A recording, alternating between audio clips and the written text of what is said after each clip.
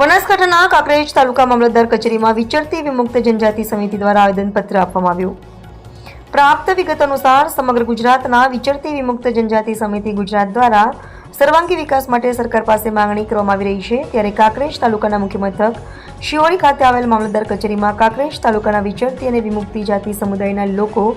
જેમાં ચુવાડિયા કોળી, દેવી પૂજક, રાવળદેવ, યોગી, બાવા, વૈરાગી, નાયક, વણઝારા, મિયાણા, ઓડ, સરાણિયા, લુહાર, ચારણ, ગઢવી, સંધી, ડફેર, વાદી વગેરે વિચરતી વિમુક્ત જનજાતિઓના સમુદાય માટે સર્વાંગી વિકાસ થાય એવા ઉમદા હેતુથી કાંકરેજ તાલુકાના વિચરતી અને વિમુક્ત જનજાતિઓના સમુદાય દ્વારા આવેદનપત્ર આપવામાં આવ્યું હતું। રામભાઈ માવજીભાઈ રાવળ તથા કાંકરેજ તાલુકામાં વસતી વિચરતી વિમુક્તિની 39 જાતિઓના પ્રતિનિધિઓ આજે 25/9/2025 રોજ સમગ્ર ગુજરાતમાં એક જ દિવસે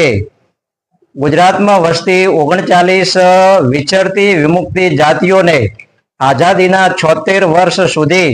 નોકરીમાં અનામત કે શૈક્ષણિક સવલતો ન મળતી હોવાના કારણે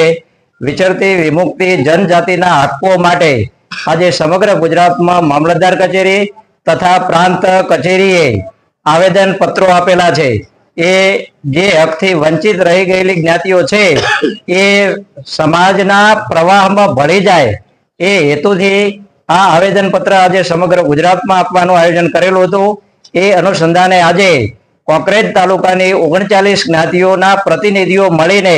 શિહોરી મામલતદાર સાહેબની કચેરી તથા હવે પછી દિયોદર પ્રાંત કચેરીએ આ આવેદન પત્રો આપવાના છીએ।